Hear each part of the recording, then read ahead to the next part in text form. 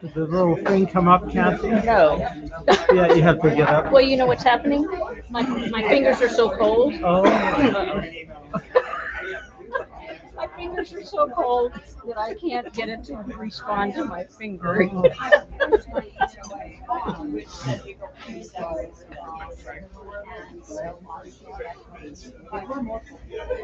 the little thing didn't pop up. Maybe that was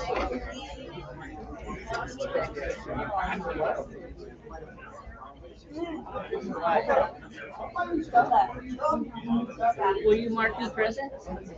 Sure, I will. Just tell Ned.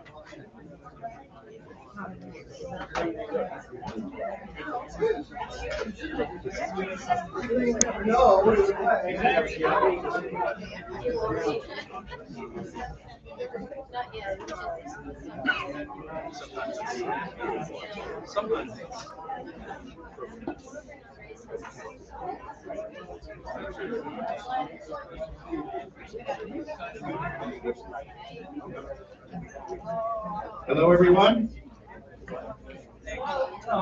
The microphone works on the first try. We're off to a good meeting. Thank you, Sandy, for a good mic. So I'll ask everyone in the back to find a seat.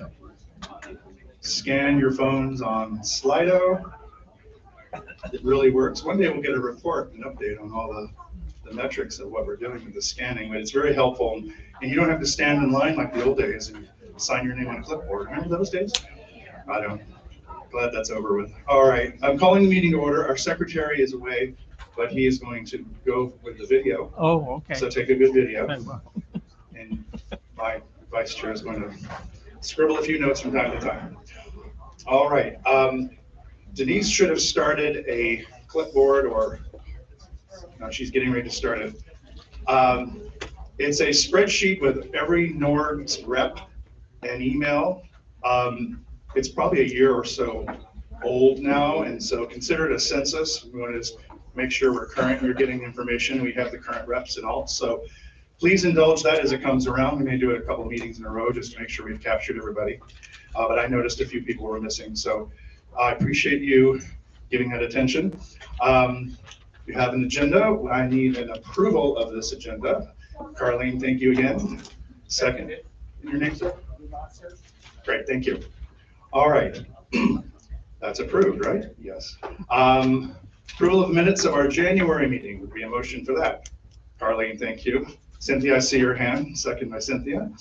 All right, we're official. Anybody new? I know there's a few new faces tonight. Please. Hi, what neighborhood? Park Andreas. Park. Andreas Hills. Andreas, wow, welcome. Yes, we're glad to have your neighborhood here. In the name? And Lewis. And Lewis, thank you. I see some faces here. Yes? Maggie Irish. What neighborhood? What? What neighborhood? El Dorado Palms Estate. Thank you. Wonderful. Yes, sir. Good, Howard, no good, From where? from Michigan. Oh, Michigan. Well, welcome. How do you think about this cold day we're having? We're gonna have weather soon. Anybody else new over here? I see some faces I know I haven't seen in this meeting in a while. Chuck and Cameron. Brackett, thank you. Anybody else new? Gentlemen?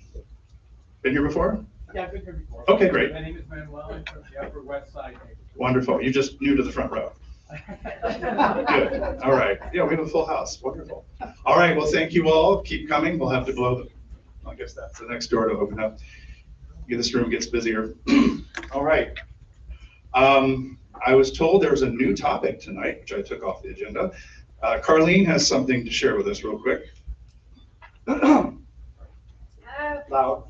Down on Matthew Street by Bonds, you're seeing the housing development go up. And I came home one night and it shrunk Matthew from 2 regular lanes down to 2 very narrow, and they had the cones set up. And it was hard to maneuver. So I sent an email off to Scott, to the engineering, and to me, and said, what's going on? Why didn't we know they were going to chop the road up? Well, they had already dug up Linden Way, and they never told the city. So they went out and had a talk with them. Denise got the notice out to everybody saying this is what's going on. They even worked over the weekend to try to get it done by March 1st as they promised. So if you see something that's not right in your neighborhood, get a hold of the city, wherever. Denise is a good way to direct you if you don't know who. Thank you, Carlene. Yeah, that's the power of 1PS. We speak and the city listens, right? Oh, thank you. Mayor Emeritus. Glad to have you back. Any other issues concerning neighborhoods that we wouldn't otherwise know to talk about? Okay, very good. All right, plowing through this agenda. Measure J update. So it looks like Measure J is moving along with their approval and denial process. Speaking of the denial process, 3 projects proposed by 1PS they weren't disapproved, they were just put on hold, which I'm not sure if that's disapproved or future disapproved. But anyway, a feasibility study to put in a grocery store in the North End to begin to assess the need. That was declined. A new monument sign at the gateway of Palm Springs from Cathedral City on 111, which years ago was, I guess, bulldozed. Some car ran over it and it was never replaced. That was declined. And the blade sign project was declined. So I know that because that's near and dear to all of our hearts. So yeah, it was about $100,000, and I had to explain that it was a 2-part project. Half of it would be to benefit NORGS, and the other half would be the traffic intersections, the major intersections where, and many of them do not have blade signs at all to tell you what neighborhood you're in. And that would affect the police and the fire and tourists. I mean, everybody would benefit from that. So unfortunately, that is not going to be funded this year. So the board met and we were saddened by that, and we thought, well, we have money in reserves, not enough to cover all the signs that we need. But we will see what we can do to fund on an as-needed basis or an urgent basis. So if it's a neighborhood that has none at all, if it's a neighborhood where the signs are unreadable in some cases, I know Los Compadres has some where they're now just jet black because the sun has bleached them out. It's not the right word, bleached, but blackened them out. And so we'll do our part as 1PS, thanks to your support, to try and fund as much as we can of that project. So I just wanted to let you know, I know the press had talked about projects that have been funded. And so we'll just carry on. So anyway, appreciate your support there. Any questions before I move on? Yes, sir. Yeah, regarding the denial of the study regarding the grocery store in the north end. Was there an estimate of what that study would cost? And what was the vote on that? How many was it? 50,000. 50,000, and it was just to see what, you could probably speak that. Feasibility. It's feasibility to determine when and where and who, and just kind of put some teeth into the project. And I know we have economic development here that are going to tell us more about the grocery store they're bringing in, so maybe I don't need to talk about it right now. But that was the intention of the proposal. And no, I don't have the breakdown of the commissioner vote, so Ken. So I might add to this because I live up in Upper West Side, where you are. So I went to the meeting they're having for the College at Desert Land, 109 acres. So in that, it's been proposed putting businesses like a grocery store, pharmacy. So I kind of think we might be pushing, it's something that's already in the planning stages. My understanding is a lot of lots in the Upper West Side, the city's looking to get them developed. I know that's an intention, and Wayne's nodding his head. So, yeah, so there'll be good news there, I'm certain. But we did our part to take advantage of $6 million that was available. So we wanted to help there. Any other questions about that? Oh, the chairman of Measure J. I'm not here to defend what Measure J's done so far, Chris, but I think you misstated where we stand with respect to a number of the projects. Oh, good. The Lisa Hoff's project about the grocery store has not been denied funding yet. It's still under consideration. The entrance sign to Palm Springs has not been denied funding. It's still under consideration. I can't remember what the third one was that you said was denied funding. Blade signs. Blade signs. We can't hear it. Was not, blade signs was not denied funding. It's still under consideration. We're waiting to see how much of the $6 million is left, and then we'll consider other funding. But weren't the approved projects well in excess of $6 million? The projects that so far have been recommended for funding, we have not taken any votes, exceeds $6 million, which is the amount of the budget. But that number will clearly be cut back down underneath $6 million, and other projects will then be considered for funding. So the three projects that you particularly mentioned have not been denied funding at all. Okay. The projects that were denied funding did not include those three. Correct. Okay, good. I appreciate you clarifying. So good news, we may get funding. We may get funding. All right. And you said by end of March, possibly the final decisions will be made? Well, the final decision is made by the city council, but all we do is make We know that. recommendations to these guys. Okay.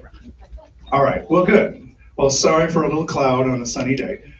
So maybe we have good news. But anyway, so that you know, the board is prepared to help where we can with our reserves when we need to do it. So anyway, there we go. The horse and the cart were in a different order tonight. All right. One more. Oh, I'm sorry. So on the blade signs, you know, we've seen that you might have. Right. Is there a contact, if you don't currently have blade signs, is there a contact to give us a blade on the sign? You can contact me. I volunteered to be a project manager for that, so because it was passionate. So good. Yeah, just let me know. The existing artwork that we have is what we were going to move forward with, unless somebody has new artwork, and then you'd have to. Okay, good. All right, well, fingers crossed. It sounds like there could be a pot of gold coming our way. Thank you, Peter, for that update. One more item before we move on to City Council. It's kind of a windy day, huh? Right. And we've had some fires recently in the west, LA. So I don't see the fire chief tonight. I wanted to thank him for a wonderful report that the department put together in cooperation with Desert Water to outline strategies to prevent fires in Palm Springs. In that report, it doesn't appear that the undergrounding of utilities is really the highest priority, and maybe it shouldn't be, but it's not really in the top 3, I would say. So a lot of you have come to us and said, it's really a problem. Utilities may not start fires, but when they are burning, they don't help the situation at all. And so there's a lot of data on why it's a good idea to do that. It's also very expensive. I'm here to tell you that we have decided, 1PS has decided to lean forward on this topic this year. And when possible, our topics that every month we have a topic, as you know, to try and bring someone in to talk about this subject so we become more informed of how that could be, how undergrounding utilities could be done. The pros, the cons, etc. We are considering possibly doing a town hall forum, details to follow, but it might be something at the convention center where everyone's invited to learn more. We've learned that City of San Diego, for instance, bit the bullet. Now, I'm not quoting anything here, so obviously I got Mr. J wrong tonight, so you know, who knows what I'm saying. But San Diego apparently has bitten the bullet and is funding through a tax increase, like 3% tax on your utility bill. That's what I understand, so don't quote me. But they're committed to do it and get it done. So there are solutions that doesn't require some of our most underserved neighborhoods to come up with the money themselves to do this. So anyway, it's of interest to 1PS and obviously all of you. So we're going to put a laser focus on it and see what we can do this year to move that forward. So we'll tell you more about this this meeting that we want to organize, but just wanted to plant the seed. And I want to give credit to Chuck and Cameron, who are leading the charge in Old Las Palmas and throughout the community about how can we do this. So there's a lot of boots on the ground, and it's a lot of work. But anybody in the room that wants to get more involved, come up after the meeting and just talk to us. We just want to get more groundswell here so that we can see if there's enough interest to push this kind of issue forward. So anyway, with that, any questions, just come talk to me afterward. I'm running long here. I don't want to get all this in. Did I get it? Okay. Whew. City leadership. We have the Honorable Mr. Bernstein and Mr. DeHart. You both, as you please. Looks like you're both coming up. So we have one mic. Play nice. You choose. I'm not choosing. Short. I'm not choosing anything. I'm going to put the microphone there. Okay. All right. Hello, everybody. Hello. Okay, there was some good news today. I don't know if you saw this. The Plaza Theater announced their first round of programming. Yeah. So that was pretty exciting. They have things starting December 2nd. So, and they've announced it through, these are the national ones. And then obviously the film festival will be in January and some other local ones to come up. I think they're going to do another announcement soon. Tickets start going on sale, I think, Friday. There you go, Friday for the first one, and then next week for most of them. So that was pretty exciting. The other thing I was just going to mention, I wasn't here last time because we did the, at the White House, they did the Chuck signing, which, what's that? Oh, sorry. So, which we are now one of the only metropolitan areas completely surrounded by national parks and monuments. And this was something I know the mayor advocated for, all of our city council, the last one did, CVAG, Visit Greater Palm Springs. So hopefully it stays a national monument. And we also, while we were there, we were lobbying for additional funding for Indian Canyon. You see it got closed again today. Yep, Indian Canyon and Gene Autry both were closed. So I don't know if they're reopened yet or not. No, not yet.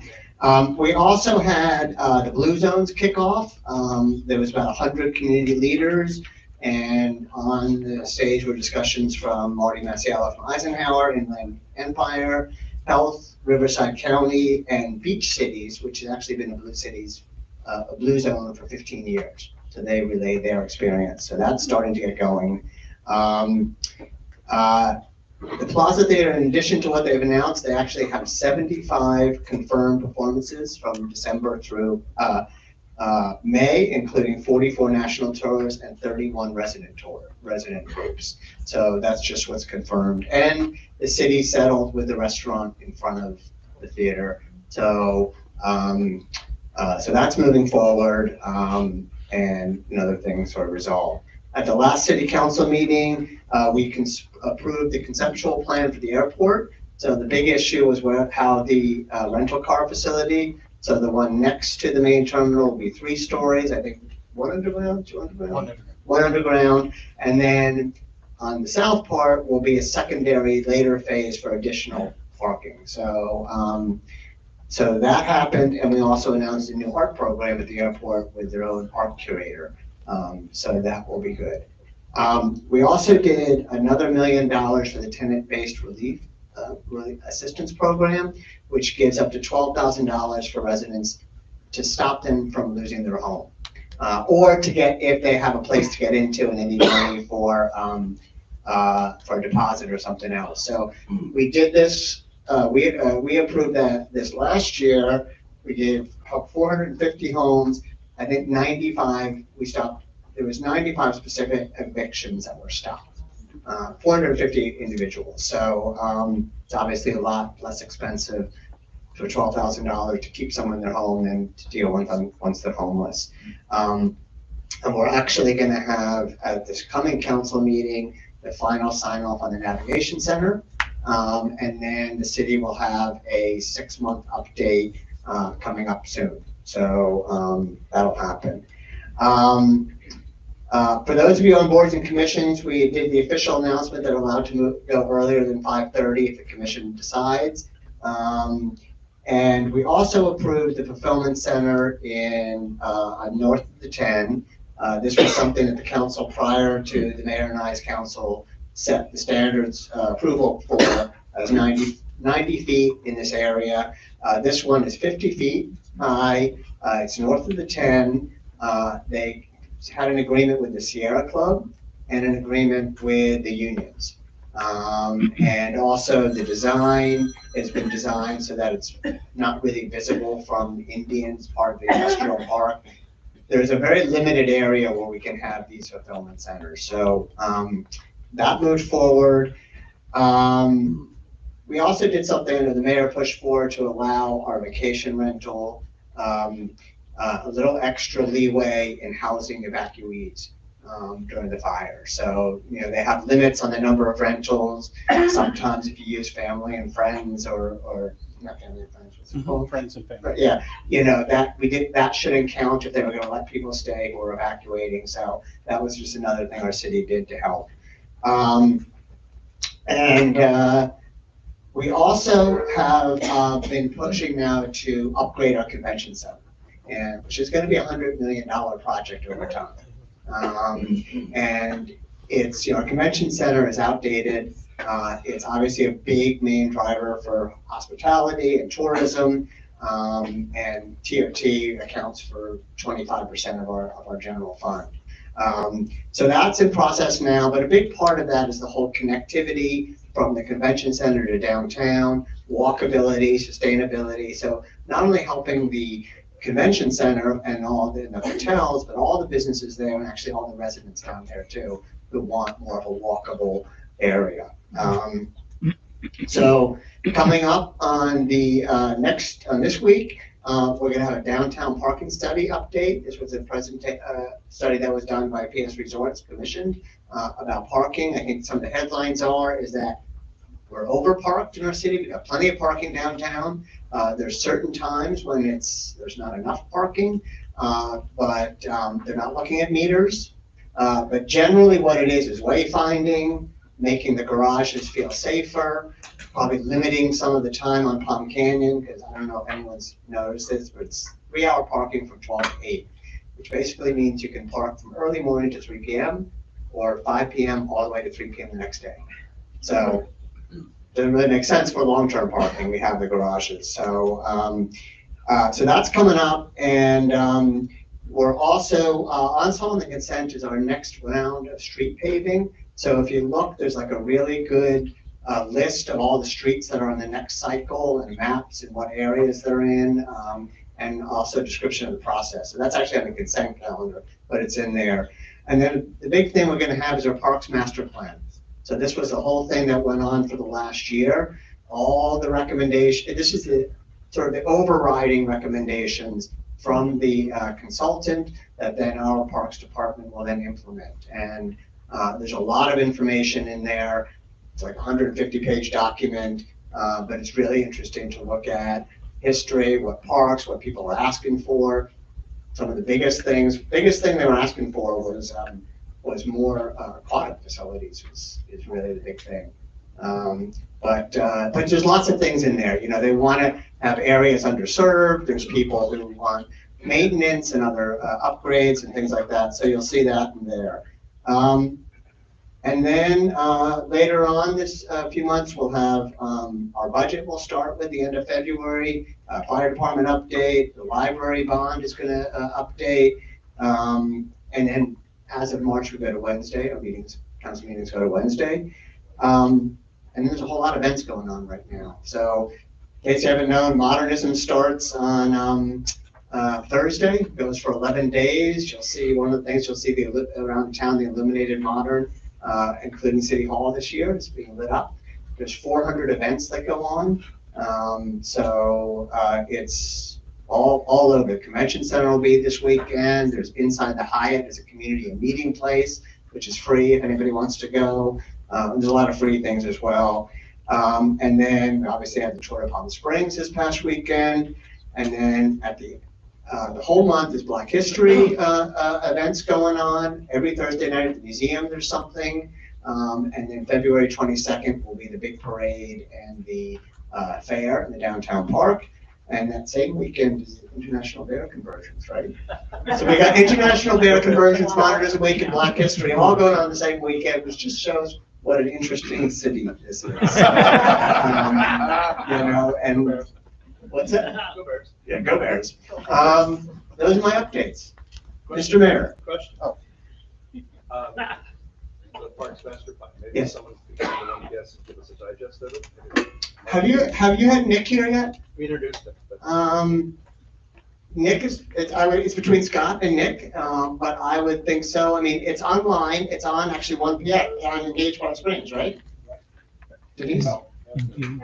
After Thursday. It's part of the capital meeting. The draft is somewhere already. It's been online for a few weeks. Yeah, it's part of the agenda. But I think it's also been It's not complete.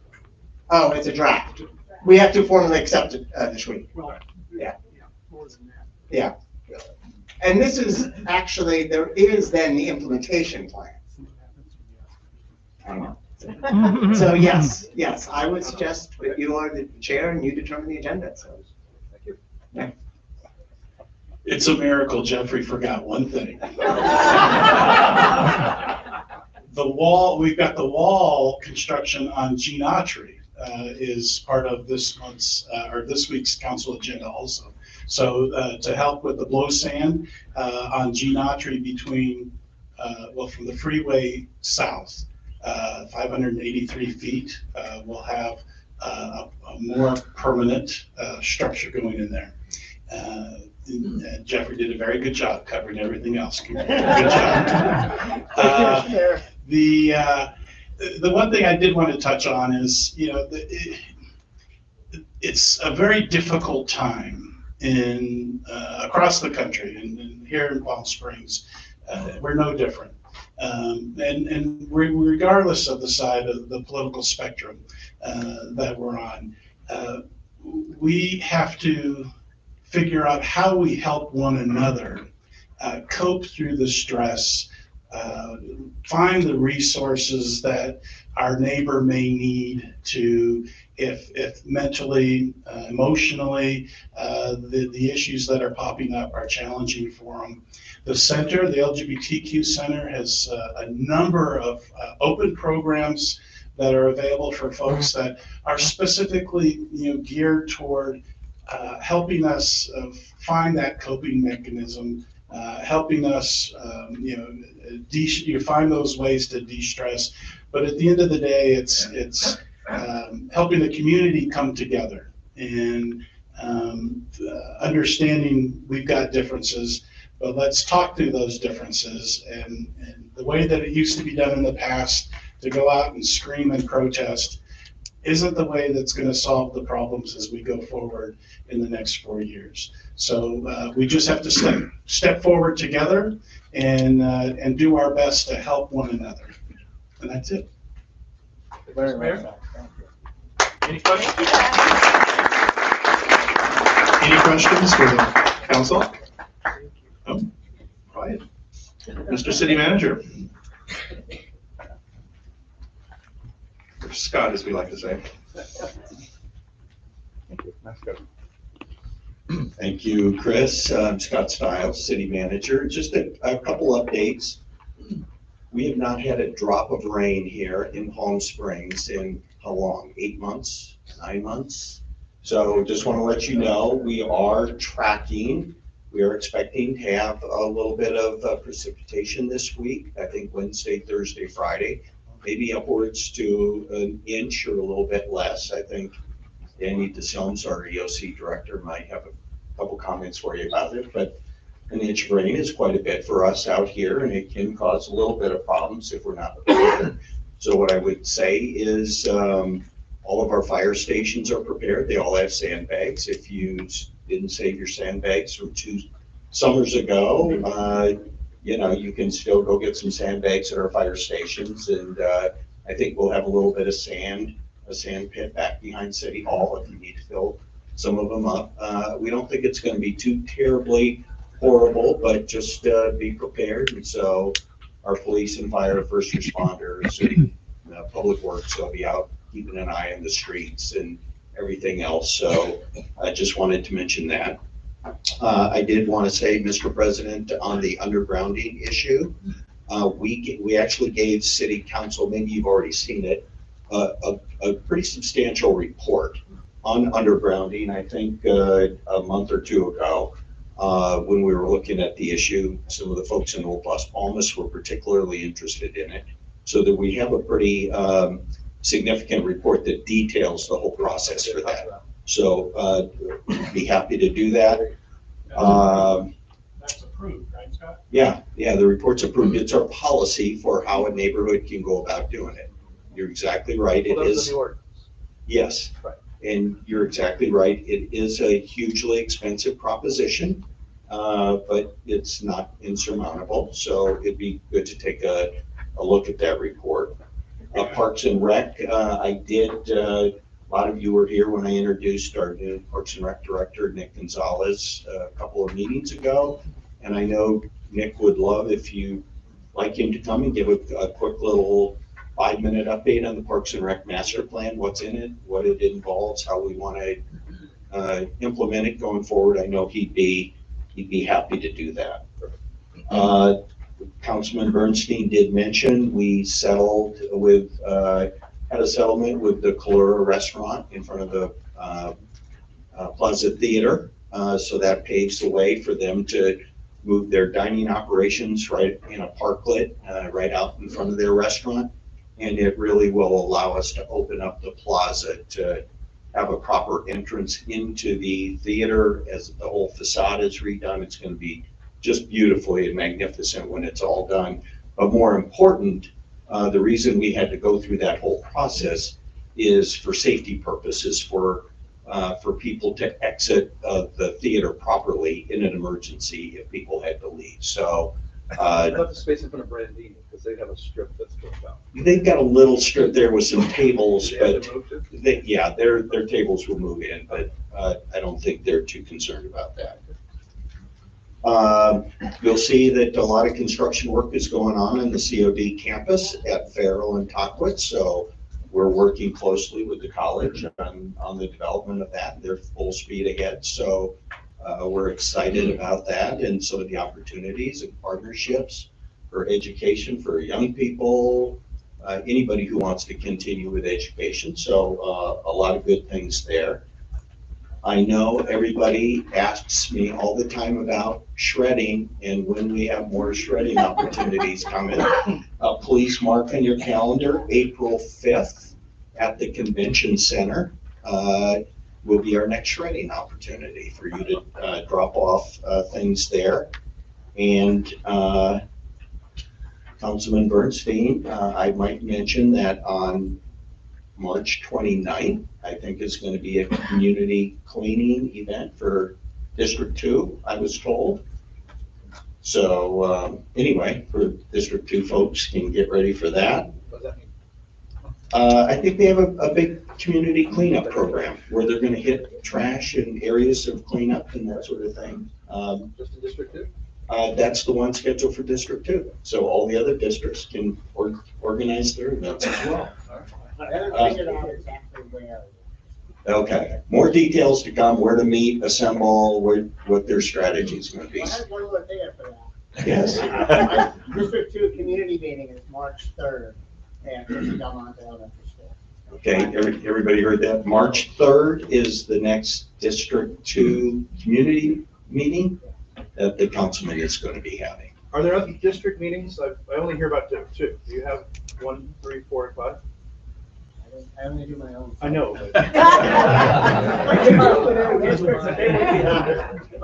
We'll have Denise. Denise, I'm sure will share as we hear about more of them. We talked about Modernism Week. We talked about the Black History Month events. That's all I have. Thank you, sir. Thank you. All right. We are moving at a clip tonight, like the wind. All right. Wayne, I don't think we've had you here in a long time. Long ago, when it was your first day. Yeah.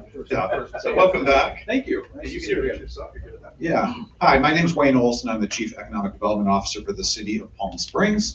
Thank you. Scott brought me in January of 2024 to have the city, to have us look at a more organized and strategic fashion in the way the city grows. And my area of focus, my scope is primarily around, traditionally in economic development, is traditionally around business retention, expansion, and recruitment. And what that means is I help businesses stay open in our town, I help businesses expand in our town, and we look to draw new business in. You may, as residents, be wondering why we're bringing you an economic development strategic plan tonight. The real reason is because this is how the city generates its revenues and helps the city grow. And any choices that we make as a result of economic development impact all of us as a citizen. I'm a citizen in Palm Springs myself, so I'm interested in the outcome of this.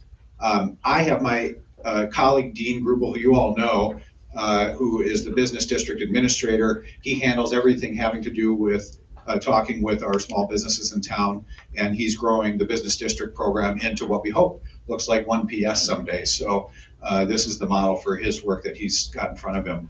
So tonight, Uday Ram and Adam Fowler are here from Civil Economics, and they are going to present my department's strategic plan process to date. And what that means is to date, there hasn't been real guideposts or milestones or a general plan about where we should be focusing our scope or where we should be focusing our resources. And so we want to be more organized about that as a department, and then as we present it to the council as a city. And Uday and Adam are experts in helping cities understand both the process of doing that and what targets we want to be looking at. I know the mayor has spoken in public about economic development as well. I don't want to put you on the spot. Do you want to say anything about economic development? Okay, okay. So Adam and Uday are gonna step up and introduce themselves, and I promise we'll try to be brief. The important thing to remember is they are gonna be doing a stakeholder survey to the entire city, and they're gonna talk about that. So that's another thing you wanna take away from. I'll leave a few cards in the back of the room, so if you have any questions to follow up, feel free to email, text, whatever is the easiest for you. So Uday and Adam. Thank you. It's good to see everyone this evening. I'm Adam Fowler. I'm from Civil Economics. We're the team that is doing the groundwork that Wayne described. I'm originally from Northwest Arkansas, a little town outside of Fayetteville. I came to UCLA for graduate school, and we've got a company here now. I've always loved Palm Springs, so I'm excited to be here and do this work. Part of the appeal of California was getting away from humidity. So I like your dry heat. Am I clicking just the mouse? Yeah. Okay. I'm gonna go back and forth. So I'll start with the ask up front. In the next couple of weeks, we're gonna be sending out some surveys to understand your point of view about the economy. The economy is an umbrella term, as we're gonna talk today. It intersects with a lot of other plans, right? And ultimately intersects with a city or a jurisdiction's fiscal revenue. So when is there enough money to do the things we want, and where is that coming from? Well, ultimately, at the end of the day, it comes from having a robust, growing, or at least not contracting economy, whether that's sales tax, transit occupancy tax around folks that are here with tourism and other things. So we're gonna be touching on a lot of things. I'm gonna try to keep it tight. I love economics, and I could go for a good solid 2 hours, but we're gonna keep it at about 15 minutes for you. My ask would be, when that survey comes around, please let us know, and please fill out that survey. As Wayne said, there'll be cards if you've got questions. We really want to hear things you think about as it impacts your economy. Are you frustrated there's not an X, Y, or Z thing that you wish was here? That's economic development. So whatever that may be, please fill out that survey, share it with your friends. That's the ask. I'm going to just lay a little bit of the groundwork on what we were brought in to kind of tackle and sync up across a lot of other work, and so that survey makes sense to you when it comes. So if I was building an economy in some sort of lab somewhere, I would start with everything being perfect, right? We don't live in those kinds of worlds. There's a lot of existing decisions, whether that was made 100 years ago, 200 years ago, that bubbles up into how place is organized. Some of those things we've highlighted here. When cities, especially in California, but across the United States, build out an economic development strategy, they're building and beginning with what exists. And maybe it was a very specific policy decision that was made at a point in time. Maybe it wasn't. Maybe it was just how, migration patterns happened over long periods of time. We're starting with a lot of things on the landscape that are already challenging. And so the work in understanding the economy that exists now is thinking about what exists and where we can unleash or solve for those problems in conjunction with other strategic objectives, ultimately making sure city services and other things have a really robust foundation, a fiscal foundation. When we go and do work across the United States, you're an embarrassment of riches here in Palm Springs, right? It's a lot harder to have these conversations in places like St. Louis, for example, where macroeconomic indicators have really backed them into a corner, and it becomes a vicious cycle, right? Suddenly your tax revenues are down, and then you're making cuts, and then that doesn't really seed the ground for future investment or opening businesses and doing those sorts of things. So you're in a really very lucky position here in Palm Springs. This report is going to synthesize across a lot of other reports. Again, a number of master plans were talked about tonight. Some of those touch very specifically. So these are kind of the world. Some of these are in your local control, right? Land use, things that are traditionally local. There's a lot. We have a black swan there. Palm Springs City Council doesn't do international trade policy. So, there's a lot of kind of black swans out there that can really impact cities and localities. This is a plan that is thinking about what are the levers you and your elected officials have here in a world that's a little more uncertain. What do you have control over, and where can that impact? I'm going to keep moving very quickly. A lot of places just kind of live on what's worked in the past. That works if your key industries are evergreen. There's lots of parts of the United States, some in Arkansas where I'm from, where markets change. We're in a market, an economy in the United States. When markets change, communities can be left behind. And oftentimes not looking ahead, not trying to understand what are those drivers for whatever you think your strength is, making sure those are really on good ground and building transformative change moving forward. There's a couple things. This is just a sample of what will ultimately be shared with you, and I hope you like my face, because when we get done with this, I will be back talking about it with our team to talk through kind of all the landscapes. Ultimately, economies are about people.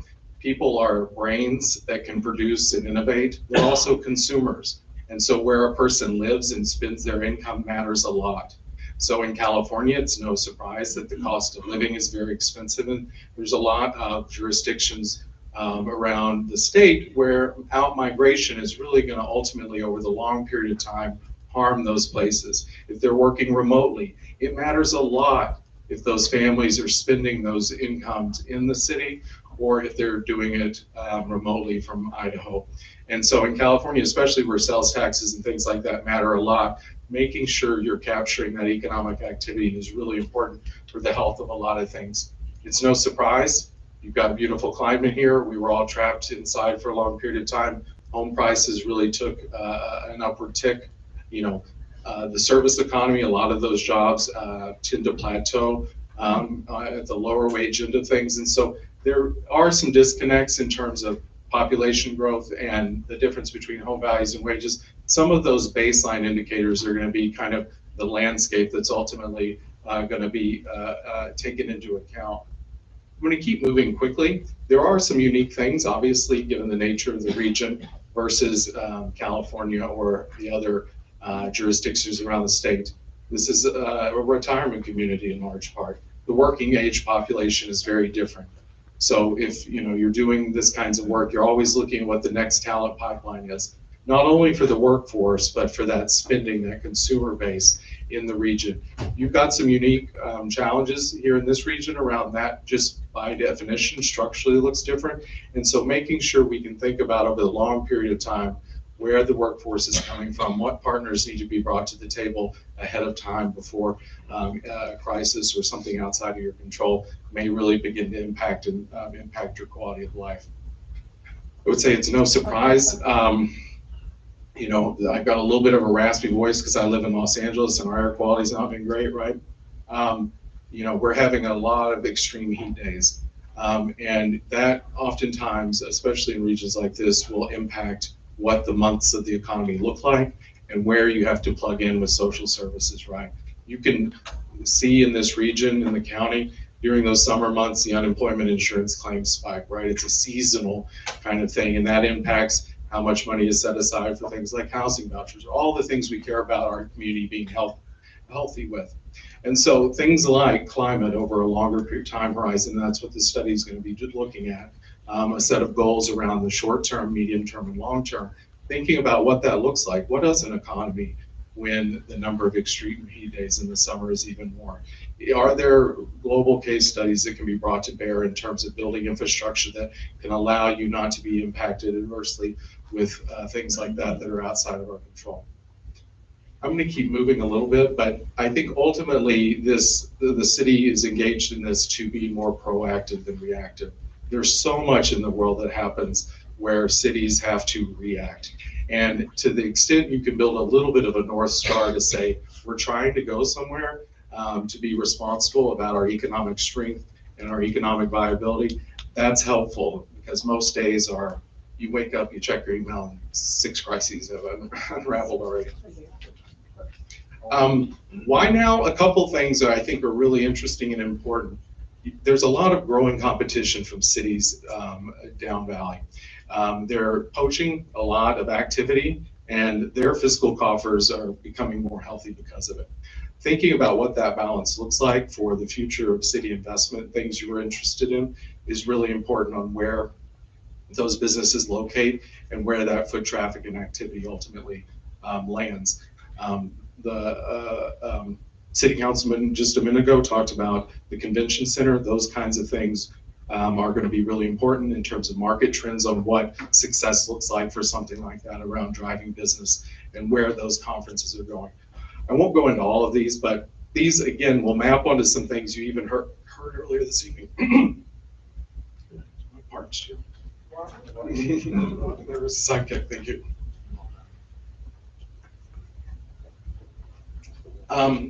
So business tourism, the airport expansion especially, and things like green zones, climate resilience, right? In a world where the state and other investors are going to be investing down valley around extracting lithium, what does Palm Springs' role look like in some of those abilities to plug in as industry, especially around energy, changes in this region? A collective approach, we have to talk to a lot of people. That includes local workforce investment boards, education institutions, government industries, community organizations, private foundations, as well as arts and culture organizations, investors, and developers. That's why it's so important to hear from you as well. You're an important voice and you're part of the process of outreach. I'm not dying, I just sound like I am. Oh, it's that dry heat. Analysis, communication, engagement, assessment, visioning, and planning. This is the process. You will be plugged in at multiple different points. The first ask is going to be around your feedback on a broad questionnaire about economic development and the economy in the region. We will be back multiple times as this takes final form and goes to the city council, reporting out on different aspects of that and bringing you up to speed as we can. Where are we at in this process? You can see there we are now entering the stakeholder engagement phase. Document review, there's a lot of plans and documents. I'm going to skip through some of them, but a lot of project planning documents that already exist. You heard about a number of them. I was taking notes on some I hadn't heard of, but we're going to get a copy out to make sure we understand. Data analysis, we've completed the general economic landscape of the region. We're now engaged in stakeholder engagement and best practice assessment. So things like where places have had to adapt to extreme heat days, what are the funding mechanisms, what are the investments they've made around things like public transportation, shade, making sure things like parks are available later in the evening, all kinds of kind of policy things as they relate, especially around tourism, best practice, those sorts of things. We're also beginning the SWOT analysis that'll be ultimately informed by the stakeholder feedback, strengths, weaknesses, opportunities, threats. And then we'll begin the process of that strategy developed, myself and my colleagues. We will then have a number of public review processes and then hand that over to Wayne and his team to begin implementation and kind of have a set of benchmarks to track implementation over time. Okay, I'm gonna go quick. So some of these, and we'll share this deck. Some of these are based on the existing conversations, things that are probably not going to surprise a lot of people in this room, but are the number of strengths, weaknesses, opportunities, challenges that have already come up. Opportunities around expanding, really scaling what you already do good, the tourism landscape, business and convention tourism especially. Leveraging remote workers, you had an influx of young people who like the region that moved here, able to work remotely. What does that look like in terms of building out on that opportunity? You've got a very strong brand identity and recognition, robust airport infrastructure. On the weaknesses side, high and rising housing costs are putting real obstacles for not only service workers in the region, but attracting some of those younger people that might want to live in the region. Seasonal workforce shortages, aging and inadequate infrastructure sometimes. Challenges, threats, again, as we mentioned, tourism demand is changing globally. Climate change is putting forward some obstacles that are going to be really important to think about building resilience around. I'm getting called off. So with that, as I mentioned, over the next couple of weeks, Wayne and his team will be sharing survey materials. We welcome your feedback. If you have any questions, please reach out to him. This deck will be shared, and then we'll be sharing out additional drafts as we get through the process. As I mentioned, public comment and drafts of this will be coming out around June. And at that time, we'll probably be back to talk more about it. But thank you so much for your time. It was really great to be here with you. And if you have any questions, Wayne's your guy, I think.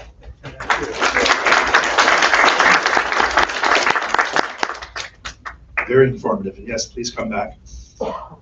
All right, we are on schedule. Doing my job. All right, events. Miss Lisa's going to talk about.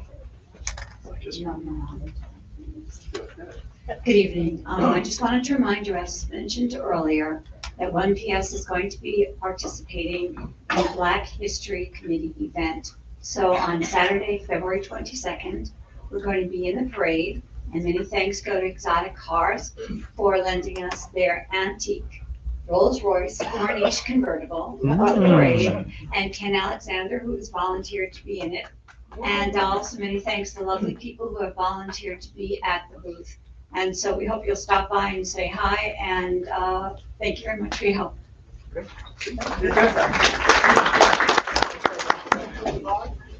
And that's at the downtown park. Yes, The it is. after- I'm sorry, near Maryland. Near the new Maryland? Oh. She has a new footprint, I noticed. I have no idea. I see. Pick, no. Joy knows. I know. This is your 40th anniversary of Palm Springs. Okay, here we go. All I got to do is happy stuff once again, and thank you very much for that. So, first of all, I aired last month and did not thank Carlene for her very nice donation to this event. It was very kind of her, not for any reason, not for any neighborhood, not for any reason, except that she loves the picnic, and I love you for it. Thank you. So we got the 16th annual 1PS picnic coming up Saturday, March 22nd at Ruth Hardy Park. So neighborhoods, it's time to pull together your accomplishments, projects, charities, events, as well as your neighborhood vibe and personality, and enter the booth contest. And I challenge you all to do that, because it's lots of fun. First place is $100 cash rooney. Second place is $75, third place is $50, and honorable mention ribbons and certificates for each, plus bragging rights. Once again, I will brag that the Movie Colony East booth, run by Lori Svedberg over here, won last year one of the awards, because we spent a lot of time working on that, and it was loads of fun. It's a great way to bring your neighbors together. The lowest registration fee is $35, and for that, you will get a table, 2 chairs, and free lunch. You know, sometimes they say no free lunch, right? We got free lunch for you. And if you don't have a booth, you are also welcome to share in the free lunch. You go to the registration booth over there, let them know where you live, and there you go, you will be part of it. We're gonna be having, I know, at our booth, poster. By the way, I don't vote for this or anything, just so you know, and no conflict of interest here. Posters, photos from last year, and you might want to have lists of charities that we support, home tour photos, neighborhood photo booth, create a neighborhood patio to greet people, recycling projects, make it fun and colorful, and a place for your neighbors to gather at the picnic. Then we also will be having a dog contest. Cutest dog, most original costume, funniest dog, first place prizes in each category, plus honorable mention, dress up your pooch or just enter your cute pup. Sign up at the picnic and be ready at noon for the dog parade. There's also a youth hoops contest, and that will return with a gift card for the winner. Go to the basketball court at the park to register, plus so many fun activities from Parks and Rec. They are really making this a fun event. And I know Jasmine's not here because she's across the street at Village Fest, where I'm going for Village Fest Commission, but she is such a big help here. I honestly think she might be the best employee in the whole city. And if there was ever, and honestly, if you've ever worked with Jasmine, you know what I'm saying is the truth. How many Nords so far is the question? Not enough. So we still need to get more Nords involved because let's face it, okay? This is about our neighborhoods. That's why we started this event. That's why we have it. Show off your neighborhood and invite your neighbors to come meet your neighbors you don't know already. And it's just a lot of fun. We do need, guess what? More volunteers. So I'm going to pass around this clipboard. If you wouldn't mind volunteering, it's just a fun day. We're not asking you to do anything hard. Just have a smile on your face and make people feel welcome because Palm Springs, like no place else. Yeah. Thank you do you have any questions? I know we're running a little long, but does anybody want to know anything? Just call me, 760-333-6820. Don't call me after midnight. Thank you. All right. Thank you. Enjoy. This is your 16th year chairing the picnic? Yeah. All right. Let's not let that go unnoticed. One thing that we didn't get on the agenda, so at the last board meeting, I was asked, well, how come we're not in Pride anymore? And we used to do a booth, and we realized a lot of people pass by like, oh, what do you do? Oh, well, I'm from other city. That's nice. Maybe we could do this back home. So we thought, well, maybe this wasn't the best use of our resources. And then someone said, which I've had in my head for years, well, why aren't we in the parade? Okay. So that could take on any measure of complexity. So I'm just here to tell you that we're going to look at that. And if everybody in this room wants to help march or put a little house together on wheels and create a little neighborhood, or I don't know what, but we're going to look into that. So, maybe I know the mayor's smiling now, maybe we'll be a contingent in the parade this year. So let us know if you have any interest. You're already all in other contingents anyway, I suppose, but we thought we'd see if we can do that this time. So let us know if you have any interest in that. With that, I'm going to punt to the police department. Lieutenant Ariza. Perfect timing, I just started coughing back there. We all are. So I want to introduce a couple of friends of mine. Eric Larson, Lieutenant. So Central Area Command, he oversees that, so that's going to be Alejo to Ramon Road. And I want to reintroduce somebody else. He was introduced last month as acting lieutenant. He is now lieutenant. Yeah. So yeah, we had a couple promotions over the last couple of days, February 5th. So we'll call him the rookie lieutenant. And that brings back an old memory, right? That's right. Yeah. So and then we're gonna have a good team here. So if you're in the South area, need some info, pals here. Same respect, Central area, and you guys can always get a hold of me via email. But one of the things we had recently is we did some promotions, some swearing-ins. We're a little behind. We had some personnel members that got promoted from different assignments. So we awarded them on the 5th. We also had some new employees. We have a new officer start next week. We got a lateral officer that's coming from LAPD, so we're looking forward to that. Brings over some experience, but fills in some much needed positions. So just give you some perspective where we're at for staffing needs. We have 5 officers that we need right now, and some of this is retirements. We saw Lieutenant Browning retire shortly, not too long ago. One of the other promotions we did, which was yesterday, we promoted a sergeant. So we have, I don't know if any of you have met Matthew Speed. He's a detective. So he's been promoted to sergeant. So he'll be working on his caseload to lighten that up so he doesn't hand anything off to anybody else. And then he'll be coming out of work the streets. Likely going to be March, but we'll have more conversation tomorrow about when he'll be out on the field. But aside from that, aside from the officers, we're looking to try to hire additional dispatchers. We're short 3, CSOs 5, and then our PSO, which is our records division, where we're just trying to fill 1 spot. But one of the things with the officer and the dispatch, because those are challenging positions, because there's testing involved. They got to do a written, if you're a rookie officer, not a lateral, not coming from a different agency, they got to do some testing. So there's a written test, a physical fitness test, for the officers. And generally, the way that works is there's a pool of applicants that goes over to HR, and then we schedule a day. And we're doing that. We were doing every other month. Now we're doing every month now. So typically on a particular Wednesday, you might see a bunch of what looks like recruits here at the department in this training center.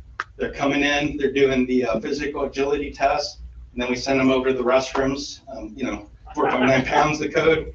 They switch over into gear, and then they do their interviews, and then HR walks away with those forms. Then the following days, the people that pass, we get those names, we start processing the backgrounds. Open recruitment for dispatchers, a little bit different. They do a written test, and they got to come back do a typing test. Then they do their interviews, and then we start doing backgrounds as well. So it takes a while to get people hired. We've talked about this in the past. Same with the recruit new trainee after the hiring process, which could take close to 2-3 months.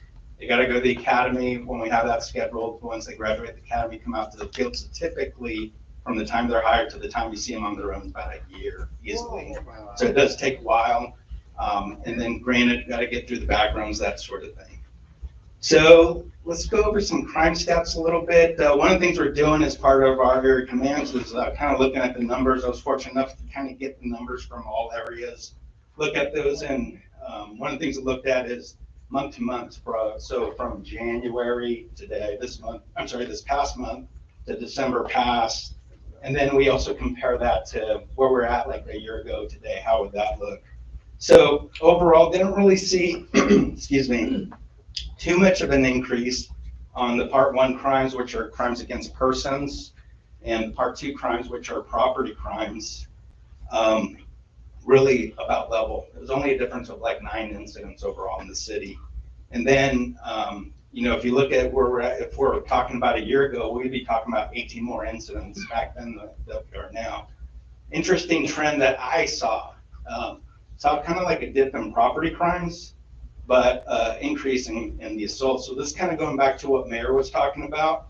But one of the things we want to do is we're in intense times, is how do we deal with that stress? So whether it be assaults happening at home with family members or assaults with strangers in the streets, road rage incidents, what we want to practice is de-escalation, trying to de-escalate those conflicts and kind of letting go of certain things. And the same thing is trusting instincts. If something feels bad, a situation feels bad, try to get yourself out of that situation. And then always be aware of your surroundings, whether it be you're in an unfamiliar area, always being aware who is in that area, whether they're in vehicles or they're just in that immediate area. So something to take note about, but not alarming numbers, but as you might, I think Mark already left, but Chief was over at the Human Rights Commission, was talking about hate crimes, and we're already looking at 2 incidents that we're investigating. So last year was about 9 that we had, and right now, just in the first month, January, we're looking at 2. So hopefully that trend subsides. But one of the other things I want to bring up is traffic. We talked last month about Operation Rearview Mirror. I said that, hey, we have this new schedule and our officers are getting out there. We had just transitioned to that schedule, and I mentioned that we did a study, like how we're doing. And this is what we did for the last, it was a 6 months period. We started in June. This data was collected at the end of December. So a 6 month period where we saw an increase in enforcement and a decrease in collisions. So what do those numbers look like? So we're comparing 2023 to 2024.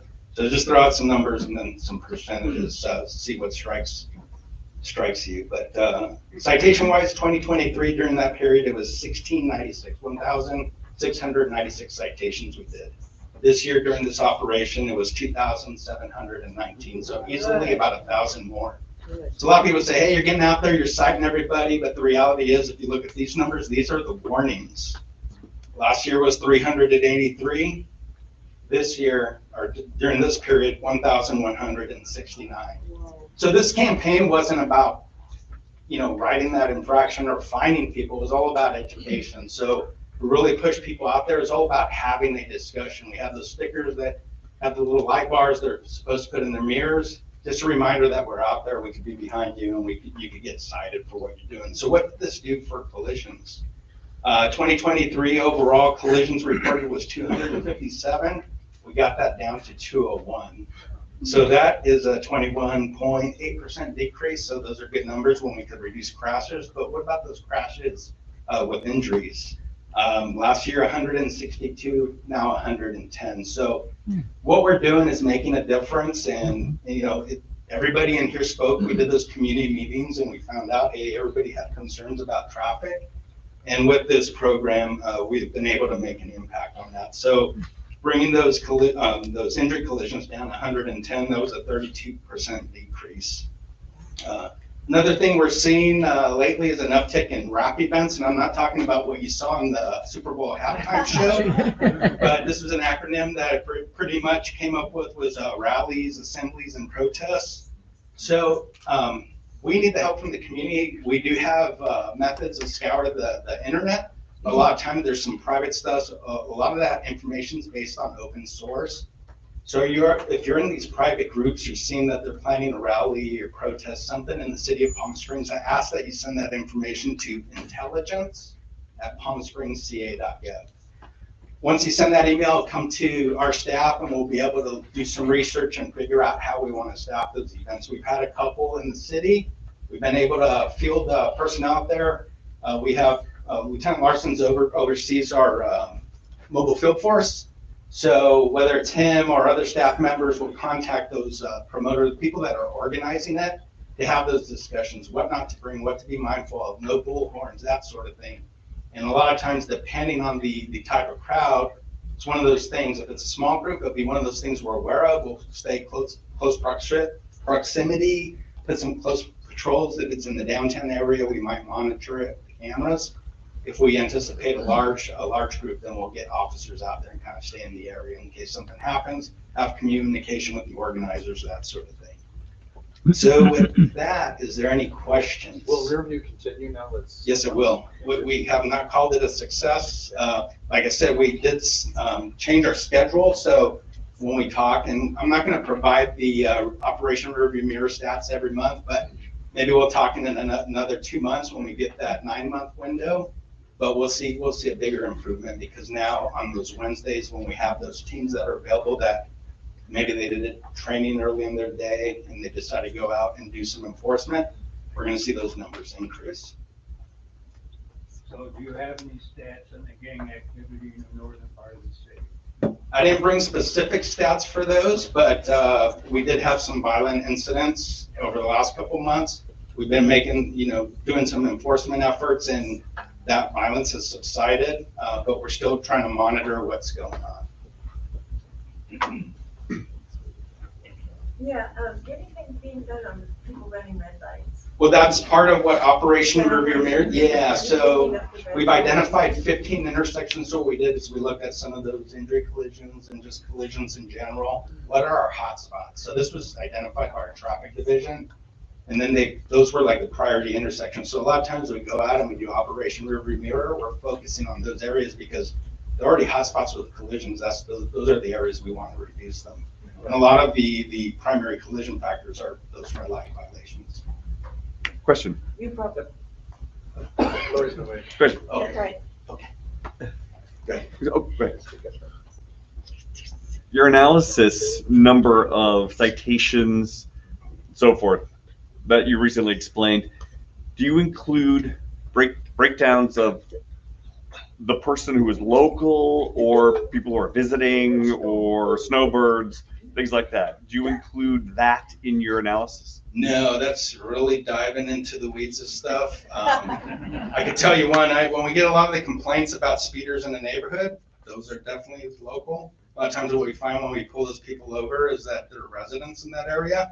But like the main thoroughfares, a lot of the hotspot locations are generally the ones that are traveled to and from work or even local residents. You're aware of the rally on Monday? Yes. Okay. Yes. Just wanted. If I'm not, then Larson is, but we're both aware. Okay. Noon Thank you on Monday for at that. City Hall. Yeah, so we're working on that. Okay. Guys, I should know the answer to this one, but I don't. Yeah. Do the people that are doing the rallies, they have to get an event permit through the city? So that's one of the things, we encourage them to do that, but it's not required. So, Required at some point, or is it an option? yeah, it's not required. It's a freedom of speech thing, freedom of assembly.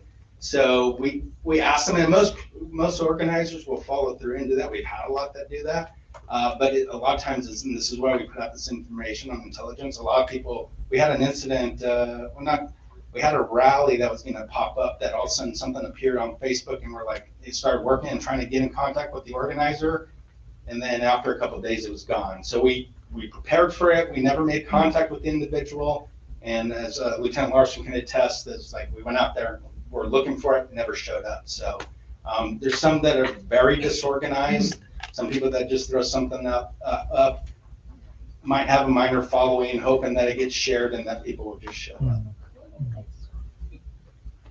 Yeah, regarding the incidents of pedestrians and bicyclists that are injured or killed, do you keep track of those statistics separately, or are they lumped together? No, they're included in the injury collisions, but I haven't broken those down to specific bicyclists and vehicles, or just bicyclists in general. No more hands. Okay. No more hands. Thank you. On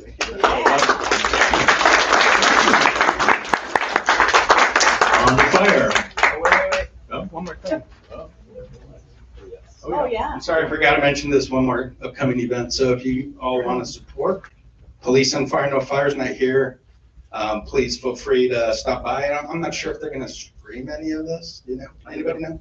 Okay. But you guys are all supportive, but Arlene Hart, you got a hand raised. You want to say something? Yeah, if you can't go, you can sponsor an officer. I usually sponsor too, so. Thank you for saying that, because I didn't want to ask for money. When is it?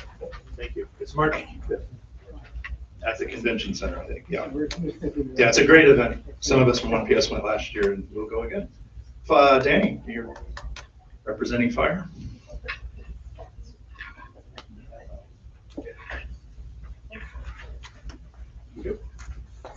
Thanks, Chris. I'm a little bit offended that Gus said there's no fire here, but I'm also not offended because, I've never put wet stuff on red stuff, so, it's like I'm a redheaded stepchild of fire. So Chief did want me to say that the only thing he had to pass is the fire master plan will be presented to council on the 27th. So tune into that. He's got a lot of stuff that he wants to talk about, but couldn't be here today. For me, the only thing I'm here is I'm peddling a CERT course, Community Emergency Response Team Training. It's March 28th to the 30th. I have 20 open seats. It'll be the last one before next October because we don't do this in the summertime. I've got flyers, March 28th to the 30th, Community Emergency Response Team Training. Go over individual preparedness, light search and rescue, how to put out a small fire.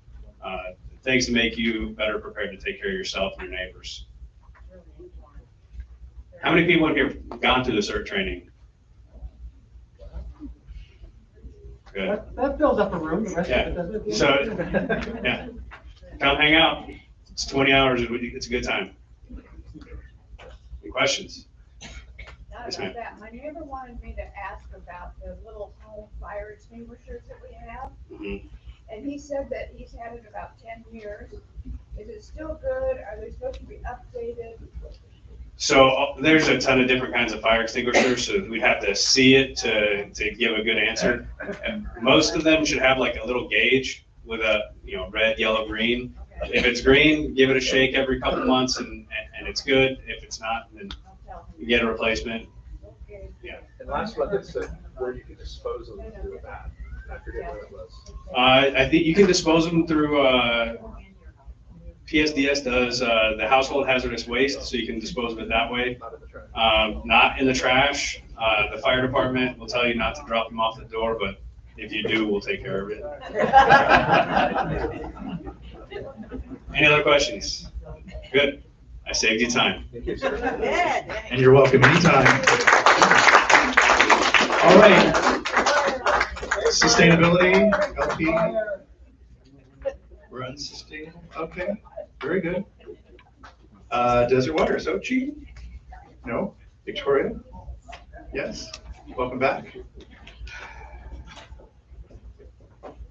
Hi, everyone. My name is Victoria Lort, Public Affairs and Conservation Director with Desert Water Agency. So she's on vacation this week. It's much earned.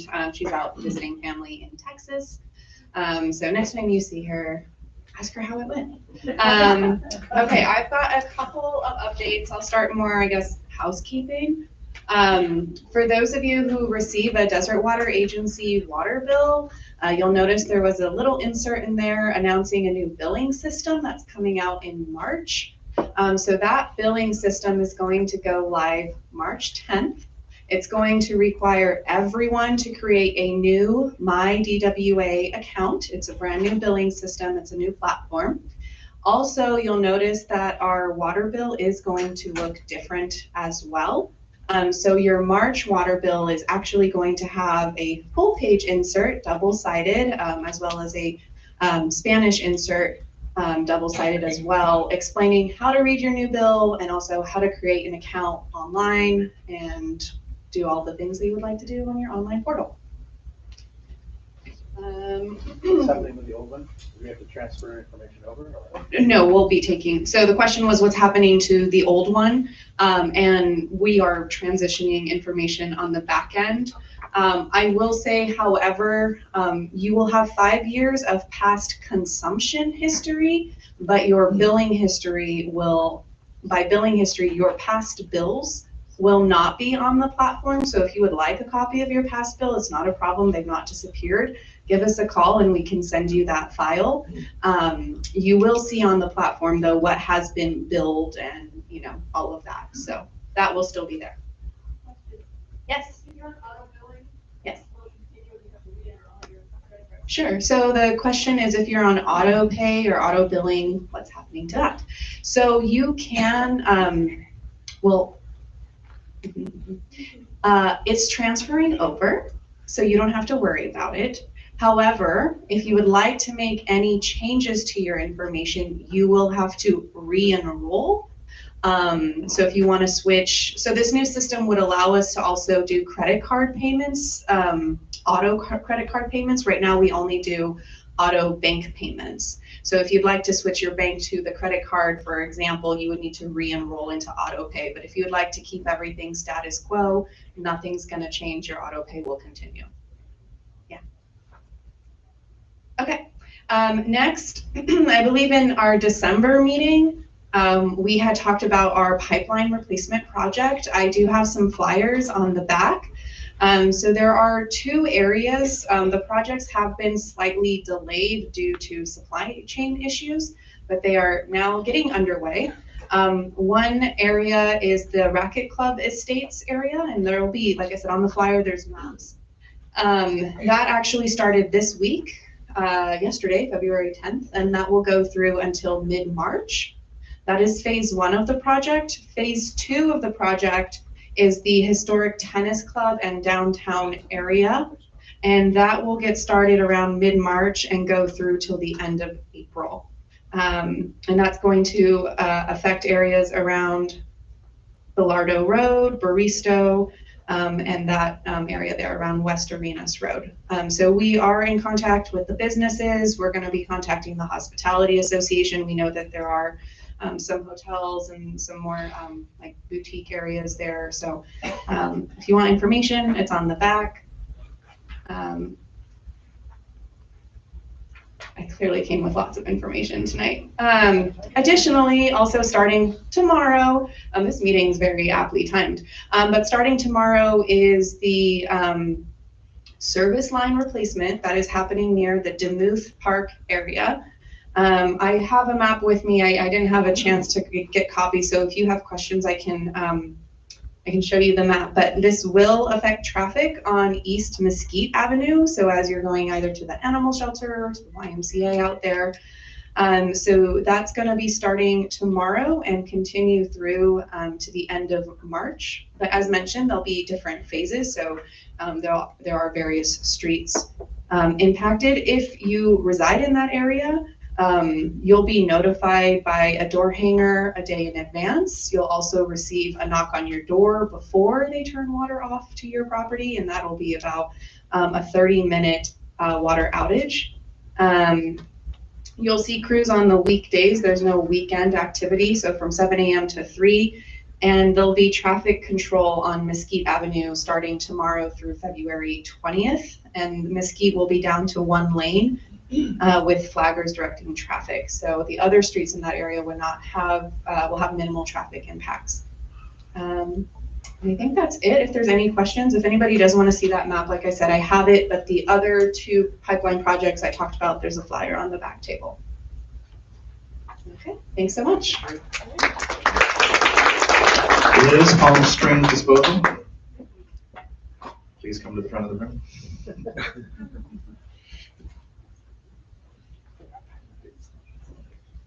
Hi, everyone. Good evening. As usual, I promise I won't keep you long.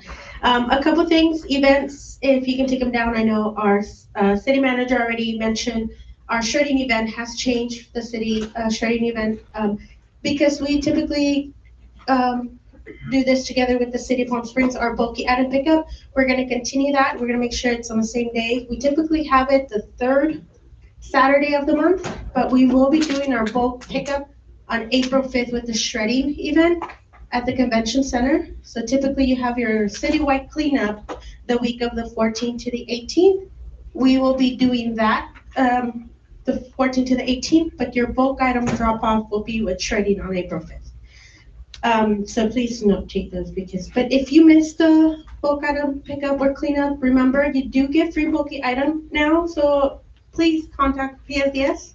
Schedule your free bulky item pickup, whether you're a condo, apartment, anything, you do get free bulky item pickup. Free, but please call. Bulky item pickup, the cleanup, and then 1 PS picnic. So LP is not here, but we were mentioning a bit of maybe some contests between neighborhoods, and as we mentioned, 1 PS picnic is going to be having some recycling, and we get to post.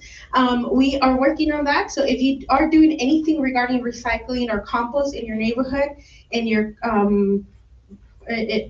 whatever you do for your complex, contact PSCS. We will see, and we want to do a bit of competition and see what neighborhood is doing that, and we will just announce prices next meeting, or maybe for we can provide those on the 1 PS picnic. But I'm excited for this, so hopefully if you guys have any projects in your neighborhood regarding recycling or compost, I know some of you do, please let us know and we'll come by, visit, take pictures, and start this little contest that we're excited to start. Any questions for me? Yes. Does this include a pre-shredding event at City Hall where we can come just a week before? Yes, thank you for that. Yes. Pre-shredding event will continue now for every shredding event. We will be collecting, or you can be dropping off at City Hall. We will have that week before the shredding of April 5th. That week before, you can stop by. Please remember, it's only shredding and paper drop off at City Hall. No electronic waste, no other waste, just shredding. And they will be, we will provide bins at the front of City Hall for that. Yes, thank you. Any other questions? No? Okay, thank you. Oh my God, 5 more minutes. We're doing good. 1 minute. You have a report. Quick. The main thing I'm going to talk about tonight is blood, because I guess we need a lot of donations now. Tempe, is there Tempe back there from Historic Tennis Club said that she's with the American Red Cross, and they missed out on 20 blood drives in LA during the fire. So I guess they're really kind of behind on this. So they got together, O'Donnell Golf Club and a committee of 25. I'm not sure who that is, but that sounds cool. We're going to be having a blood drive, and this is all online, and I'll send it to you on Tuesday, March 11th from 9 a.m. to 3 p.m. And that's at O'Donnell Golf Course is where you're having it? It's at Committee 25, right across from Temple Isaiah. Temple Isaiah, okay. Parking Temple Isaiah, and then there's that long white building. Yeah. Right in there, and that's where it is. Okay, great. And I got something from Ken Alexander. I guess Maryland is also going to having a blood drive on Friday, February 14th for Valentine's Day. So if you don't know what to give your sweetheart, I mean, donate her or his honor. And then, and there's a Black History Tour, which is a really cool event. That's on February 17th. Again, this is all online. You can see it. I don't want to take up all your time. Last but not least, on February 22nd, there is the, here we go, Desert Pet Walk. February 22nd at Demuth Park. So get your pet animals ready to go. And there's lots of stuff to do. Like you said, tons of stuff. But that's all I have. Questions? No, we're early. Yay!